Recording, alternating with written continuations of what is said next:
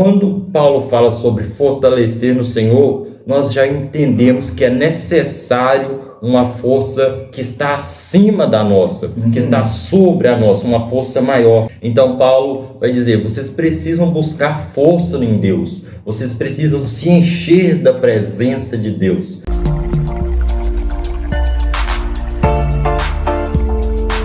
Fala galera, beleza? Boa tarde para cada um de vocês, sejam bem-vindos ao Encontro de Sabedoria. Graças a Deus, hoje é sexta-feira, dia de nós finalizarmos aqui o Encontro de Sabedoria, e hoje nós vamos finalizar com chave de ouro. Nós temos aqui um convidado especial, o Raislan, e ele é um pregador da Palavra de Deus, uma pessoa que muito tempo está aí nessa caminhada cristã, e ele vai nos ajudar hoje a entendermos mais sobre a questão da espiritualidade. Nós estamos nessa série de chamados por Deus, e ele vai nos ajudar muito. Raislan, seja bem-vindo, irmão, ao Encontro de Sabedoria.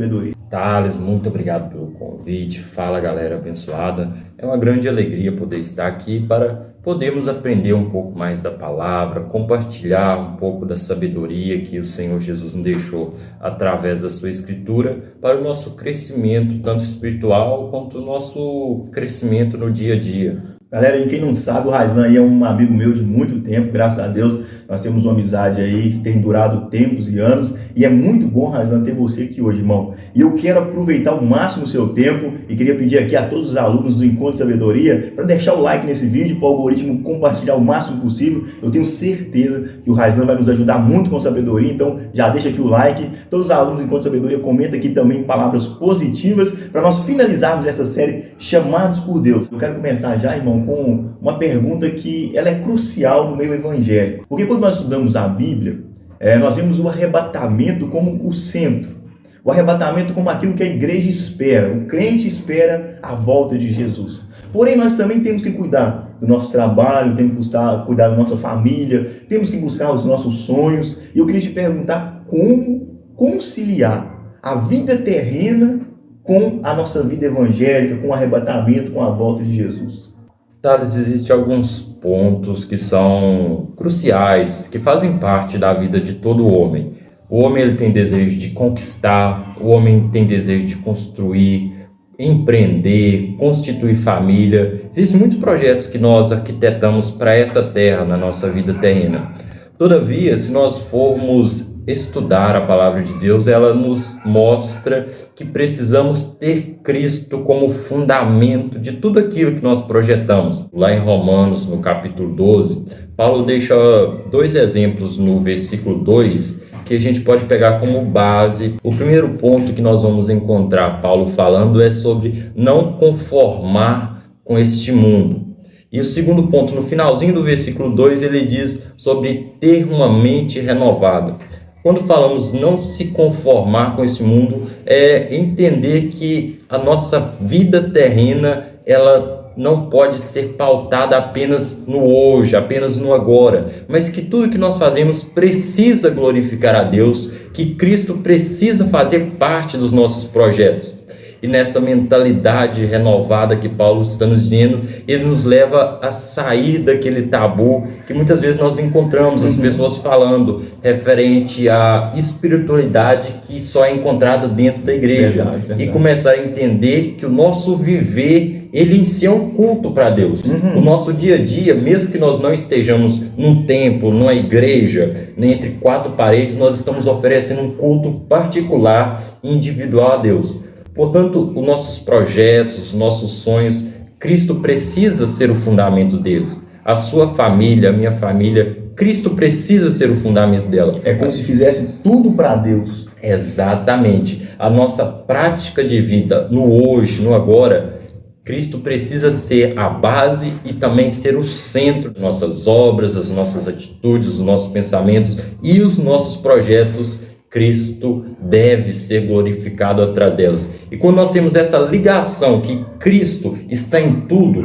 nós temos o nosso pensamento no céu. A segunda pergunta, irmão, ela é para aquela pessoa que empreende, que entendeu o chamado de Deus para a vida dele, quer realmente sair da zona de conforto, quer buscar alguma coisa. Eu tenho certeza que tem pessoas que não estão assistindo que quer realizar os sonhos dele. Porém, quando nós estamos nessa jornada, há dificuldades. Há luta, há problemas, desafio. E eu quero perguntar para você, biblicamente falando, como nós fazemos para vencer os tempos difíceis? Como que nós fazemos para superar os momentos de dificuldade, continuar no chamado, no propósito, não desviar daquilo que Deus tem para a gente? Como a gente faz para vencer os tempos difíceis? Thales, antes de falar como vencer os dias difíceis, é importante a gente falar sobre algo que infelizmente tem sido colocado no meio da população, que é quando o homem decide fazer para Deus ou viver para Deus, essa pessoa ela não terá mais dificuldade. É como se a partir do momento que eu decidisse servir a Deus só viria bonança,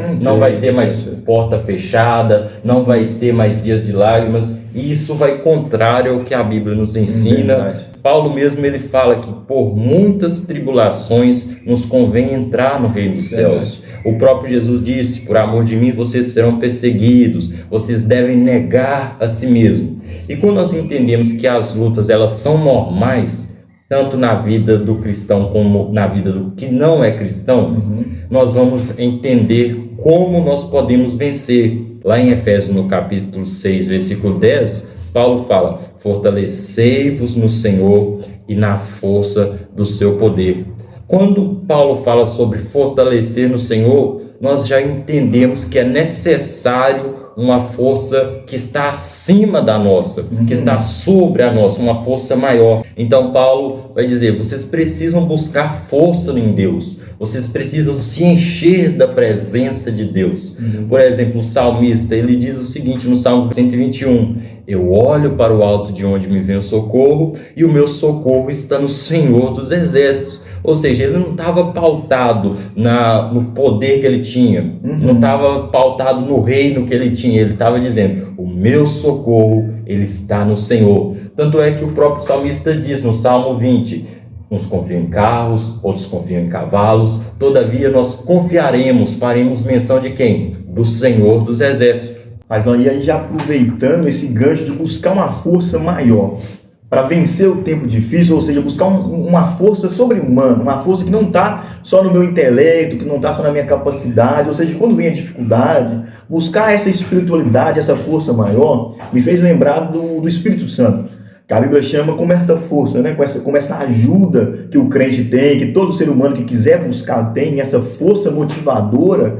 Eu queria te perguntar, já como uma terceira pergunta, como nós podemos fazer para ser cheio do Espírito Santo? Biblicamente falando, como a pessoa faz para buscar essa força do Espírito Santo para a vida dela? O Espírito Santo, ele é aquele que consola, ele é aquele que guia o homem sobre toda a verdade, ele é aquele que dá discernimento. Então, importantíssimo nós sermos cheios do Espírito Santo. E a gente tem visto as pessoas falando: eu quero ser cheio, eu quero ter o discernimento, eu quero ter a virtude do Espírito Santo sobre a minha vida. Mas se formos olhar ali, resumo rápido de Atos 1, Atos 2, nós vamos encontrar que primeiramente Jesus ele direciona os discípulos dizendo: vocês vão receber poder ao vir sobre vós o Espírito Santo. Então lá Efésios fala sobre revestir do poder de Deus. O Espírito Santo seria o que sobre o homem? Poder, para dar ele força para continuar no Evangelho. Quando nós vamos para Atos no capítulo 2, nós vamos encontrar os discípulos fazendo o quê? Recebendo o Espírito Santo. E antes de receber, é interessante que eles tiveram um período de busca. Exatamente. E nesse período de busca eles não estavam lá conversando, não estavam lá de braço cruzado, num bate-papo, estavam orando. Certamente nesses projetos de oração teve jejum, teve leitura da palavra, teve louvores, pregação. Então, primeiramente, para ser cheio do Espírito Santo, é necessário ao homem buscar. O Senhor disse que aquele que o busca o encontra. Exato. Aí essa busca tem que ser pautada por jejum, oração, leitura da palavra. Exatamente. E então nós vamos entrar na prática. Porque se eu decido buscar, eu preciso começar a colocar leitura, conforme você falou, jejum, leitura da palavra. Quando eu começo a colocar em prática, então eu vou alcançar o resultado. Lá em 2 Crônicas 7,14, versículo muito conhecido, fala o quê? Se o meu povo, que se chama pelo meu nome, se humilhar e orar e buscar a minha face, se converter dos seus maus caminhos, então eu ouvirei dos céus e perdoarei os seus pecados. Ou seja, existe um projeto para nós alcançarmos as bênçãos de Deus. Deus está direcionando, ó, vocês precisam mudar, vocês precisam esforçar, vocês precisam perseverar, e somente aí o homem é cheio do Espírito Santo. Não tem como ser cheio do Espírito Santo indo apenas uma vez por mês no culto. Não tem como ser cheio do Espírito Santo lendo um capítulo, um versículo por mês. Não tem como ser cheio do Espírito Santo sem perseverança na presença de Deus. E essa perseverança, Thales, muitas vezes ela vai exigir de nós sacrifícios. Perder noites de sono vai exigir de nós acordar um pouco mais cedo, vai exigir de nós abrir mão até mesmo de um momento familiar para nós estarmos dedicando a vida para Deus. É como você preferir sacrificar uma hora de sono para estar com seu joelho dobrado, lendo a palavra de Deus. É você abrir mão de ficar mexendo nas redes sociais para tirar um tempo para Deus. Então, ser cheio do Espírito Santo, ela requer de nosso sacrifício e perseverança. Exatamente, muito bom, Alan. Então, ficou bem claro aqui que a Bíblia e a petição de Deus para o crente é como se ele fosse totalmente entregue a Deus, né? Nós estamos aqui falando sobre conciliar a vida, que pôr Cristo em primeiro lugar. Nós falamos aqui sobre ser cheio do Espírito Santo. E até mesmo para vencer os dias difíceis, vão ter precisado do Espírito Santo. Certamente. E aí, dentro disso, eu quero trazer essa quarta pergunta, que às vezes eu vejo que muitas pessoas erram aqui. Por exemplo, a pessoa diz, eu tenho um chamado. Ela entra em algo, nós estamos aqui no YouTube, diariamente estou aqui no Encontro Sabedoria, como você acompanha, você tem a pregação, prega, nós estamos fazendo algo nessa terra. Porém, como que eu sei que não é a minha cobiça? Por exemplo, eu posso gravar um vídeo aqui na intenção de aparecer, na intenção das pessoas me terem como famoso, como alguma coisa. Status. Exatamente. Então, eu queria fazer essa pergunta aqui. Que às vezes, como que nós sabemos, como que as pessoas podem saber que realmente eles têm um chamado para alguma coisa, ou seja, eu estou empreendendo aqui porque Deus me chamou para isso, eu estou pregando aqui porque Deus me chamou, eu estou fazendo o que eu estou fazendo, pautado aqui em um chamado e não em cobiça. Como que faz essa separação entre o que é chamado e uma cobiça que o homem tem? Por exemplo, muitas pessoas entram em algo para ter o que eu estava falando aqui, status, ganhar alguma coisa. Como que eu sei que eu tenho um chamado ou eu estou debaixo da cobiça? Olha, Thales, um exemplo claro que eu vejo referente à diferença entre cumprir o seu chamado ou fazer cobiça, a gente pode falar sobre Balaão. Balaão era profeta de Deus e naquela época, como o pessoal sabe, a gente sabe, o profeta ele nada mais era do que o homem que ouvia a voz de Deus e transferia a mensagem de Deus para o povo. Olha a importância de um profeta naquela época. E Balaão, sendo profeta de Deus, escolhido por Deus para falar a palavra do Senhor ao povo, para direcionar também o povo nos caminhos do Senhor, Balaque procura ele, oferece ele um determinado valor em dinheiro e ele aceita amaldiçoar o povo de Deus.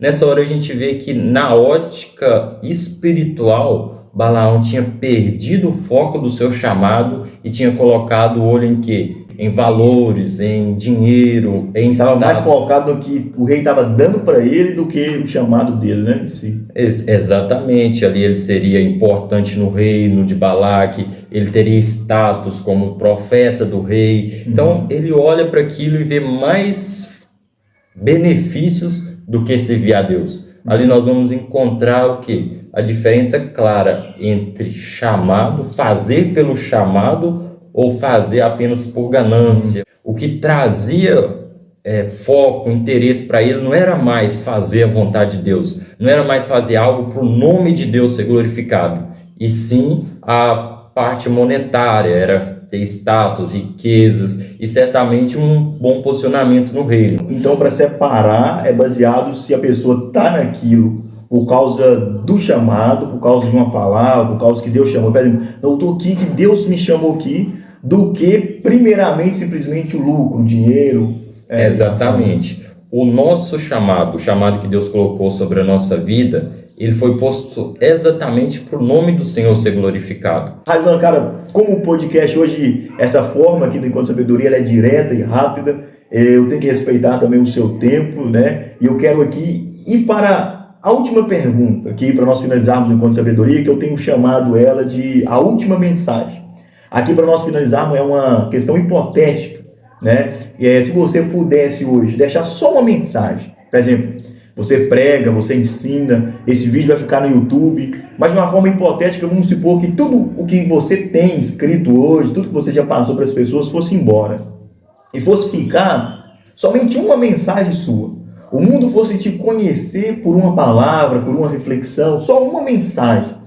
Qual que seria a sua última mensagem para o mundo? Olha, hoje eu diria Efésios 5, o versículo 16, que diz: remindo o seu tempo, porque os dias são maus. Aproveite o seu tempo para fazer coisas que vão beneficiar a sua vida, tanto na sua vida cotidiana quanto na sua vida espiritual. Aproveite seu tempo com a sua família, aproveite seu tempo disponível para buscar a presença de Deus, para falar do amor de Deus, porque quando chegar no final nós vamos poder falar como Paulo: combati um bom combate, acabei a carreira, guardei a fé. Irmão Razan, muito obrigado, meu irmão, por esse momento de qualidade, por esse tempo de qualidade seu. Obrigado pelo seu tempo, tá? Pessoal do Encontro de Sabedoria, comenta aqui para mim se eu posso chamar mais pessoas como o Raislan para nos ajudar. Comenta para mim aqui o que vocês acharam do Encontro de Sabedoria, nesse formato de bate-papo. Temos pessoas aqui como o Raislan para nos ajudar. E não esquece, pessoal, como o Raislan falou, que aproveita o tempo, compartilha esse vídeo com 7 pessoas que precisam de ouvir sobre o Evangelho, que precisam de ouvir palavras de sabedoria. Você sabe que por aqui nós sempre falamos de sabedoria. Por isso, pega esse vídeo, compartilha com o máximo de pessoas. Raislan, meu muito obrigado, irmão. Deus abençoe. Até a próxima. Pessoal, ficamos por aqui.